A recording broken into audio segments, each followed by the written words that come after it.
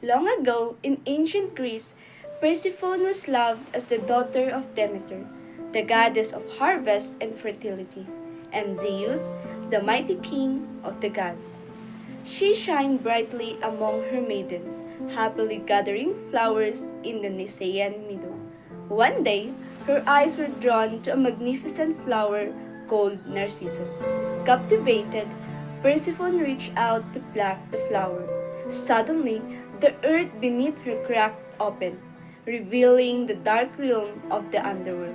From the depths, Hades emerged in his splendid four-horse chariot, drawn by a powerful steed of gold.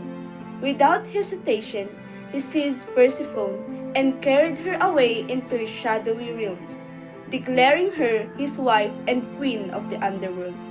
The world above was shaken by the sudden loss, especially her mother, Demeter, who was struck with grief.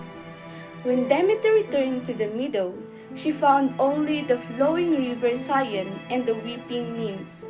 Distressed, she questioned the nymphs about her daughter's whereabouts, but powerless to help, they could only grieve, which drove Demeter into a fury so fierce she transformed them into a terrifying Ceres, with plump bodies and scaly feet. Devastated, Demeter roamed the earth in disguise, carrying torches and searching tirelessly, her heart aching for her child. For 9 days and nights, she wandered until she met Hecate, the goddess of magic and crossroads, who advised her to seek help to Helus, the all-seeing sun god. Helus revealed the terrible truth. Hades had taken Persephone into the underworld to be his queen. The grief of Demeter caused the earth itself to wither and die. Fields no longer yield crops, and famine spread widely across humanity. Seeing this calamity, Zeus, the king of gods, decided to intervene. Some say he had known or even approved Hades' plan, but regardless, he ordered Hermes, the swift messenger god, to descend into the underworld and retrieve Persephone. Hermes succeeded in his mission, returning Persephone to her mother in Mount Olympus. Yet, before she left the underworld, Persephone had eaten a few pomegranate seeds, secret fruit of Hades. Because of the ancient law, eating the food of the dead meant she was forever linked to the underworld. To satisfy both realms, Zeus devised a compromise. Persephone would spend two-thirds of each year with Demeter on earth, bringing warmth and life, and one-third with Hades underground in the kingdom of the shadows. This cycle, explained by the ancient Greeks, gave rise to the seasons. When Persephone returned, Demeter's joy made the earth bloom anew, giving us spring and summer. When she had to go back, Demeter's sorrow turned the earth cold and barren, bringing autumn and winter. Thus, Persephone's time below the earth mirrored the dormancy and renewal of nature, a perfect balance between life and death. Though initially mournful, Persephone gradually accepted her dual role. She grew to love her place as a queen of the underworld, where she ruled with authority. Unlike just a captive, she held a real power, making crucial decisions that affected mortals and gods alike. When Orpheus begged for Eurydice's return, it was Persephone who granted him the chance, if only temporarily. When Heracles ventured into the underworld to capture Cerberus, it was under her guidance that he succeeded. Persephone also allowed Sisyphus a brief reprieve to see his wife, permitted the soul swap between Alcestis and Admetus, and granted Tiresias, the blind prophet, the extraordinary gift of retaining his wisdom among the dead. In all her stories, Persephone emerged not just a daughter or a captured wife, but as a powerful ruler, whose decisions shape life, death, and destiny beneath the earth. Her myth explains the changing seasons and underscores her vital role in maintaining the delicate balance between the world of the living and the realm of the dead. She is a goddess of strength, authority, and profound influence, an eternal queen who governs the cycle of nature itself.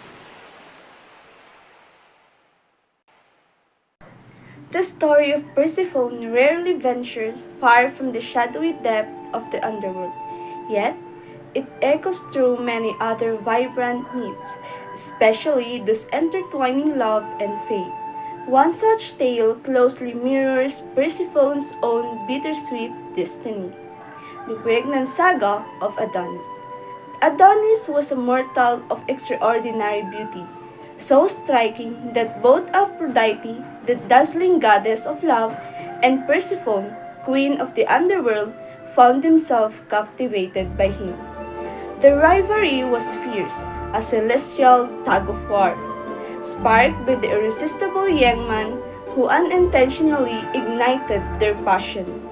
Neither goddess was willing to share Adonis, and so the mighty Zeus, ruler of gods and men, was called upon to render a judgment.